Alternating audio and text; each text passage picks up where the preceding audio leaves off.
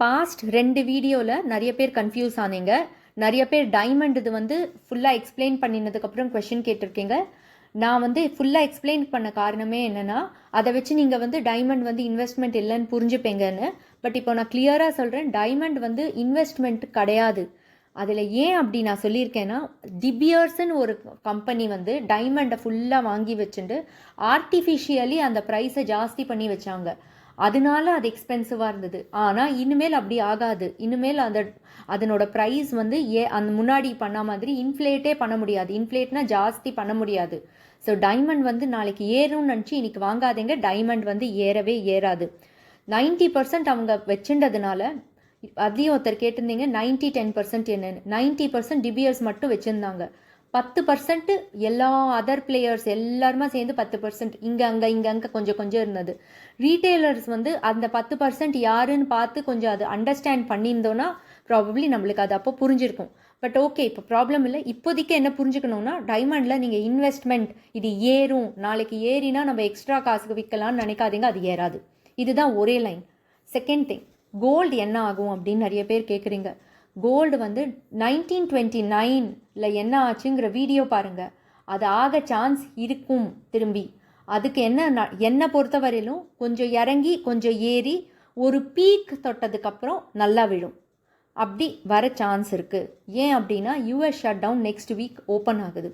இதை நீங்கள் அப்சர்வ் பண்ணுங்கள். கரெக்டாக இப்போ தான் ஏறுமா இப்போ தான் இறங்குமான்னு தெரியாது. இப்போதைக்கு வந்து கன்சாலிடேஷன் ஆகிட்டுருக்கு.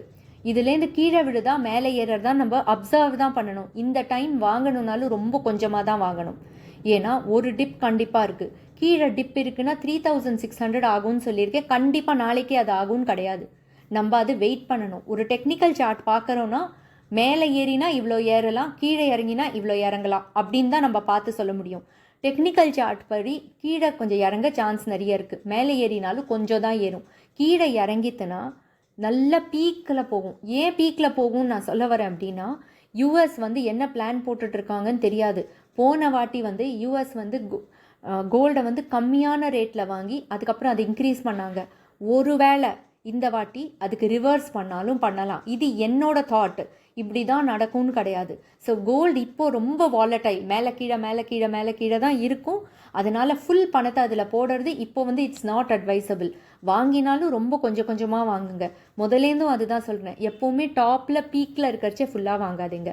இந்த ரெண்டுத்துக்கு ஏதான டவுட் இருந்ததுன்னா நீங்கள் கமெண்ட்டில் போடுங்க. அதை நான் நெக்ஸ்ட் வீடியோவோட சேர்த்து நான் சொல்லிடுறேன். யூஎஸ் டெட்டு வந்து 38 ட்ரில்லியன் போயிருக்கு.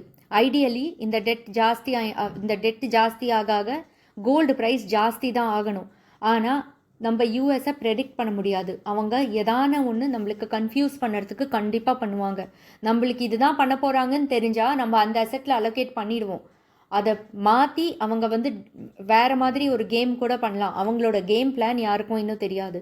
ஐடியலாக சில பேர் என்ன சொல்கிறாங்கன்னா, அவங்க ஜீனியஸ் ஆக்ட்னு ஒன்று பாஸ் பண்ணியிருக்காங்க, ஸ்டேபிள் காயின்னு ஒன்று க்ரியேட் பண்ணியிருக்காங்க, அதை வச்சு அவங்க டெட்டை வந்து கிளியர் பண்ணிடுவாங்க அப்படின்னு சொல்கிறாங்க. சில பேர் வந்து 1929 நடக்கிற மாதிரி நடக்க சான்ஸ் இருக்குது. ஆனால் 1929 கோல்டை கம்மி விலைக்கு வாங்கி ஜாஸ்தி விலை பண்ணினாங்க. பட் இப்போ அந்த மாதிரி இல்லை. இப்போ வந்து கோல்டே ஜாஸ்தி விலையில் இருக்கச்சே எனக்கு தெரிஞ்சு அதை இன்னும் பீக்கில் எடுத்துன்னு போய் அதை கீழே விழ வைப்பாங்கன்னு எனக்கு தோணுது. அப்போது இன்னும் பீக்கில் போச்சுன்னா, ரொம்ப பீக்கில் போச்சுன்னா அதுக்கு வெயிட் பண்ணுங்க. அந்த டைமில் எதான இருந்ததுன்னா அதை நம்ம விற்றுக்கலாம். பட் அது நான் வந்து சஜஸ்ட் பண்ண மாட்டேன். ஏன்னா நிறைய பேர் மாட்டிக்கிற மாதிரி தான். நம்ம எதான ஒன்று ப்ரெடிக்ட் பண்ணினோன்னா கரெக்டாக அது நேர்மாறு தான் அவங்க யோசிப்பாங்க. ஏன்னா அவங்களோட டீம் வந்து ஒரு சர்டன் பீப்புளுக்கு, அந்த டாப் பீப்புளுக்கு தெரிஞ்ச மாதிரி தான் இருக்குமே தவிர, ஒரு நார்மல் ரீட்டெய்லர்ஸ், நம்மள மாதிரி ரீட்டெய்லர்ஸ் வந்து ப்ரெடிக்ட் பண்ணுற மாதிரி எந்த விஷயமுமே பண்ண மாட்டாங்க.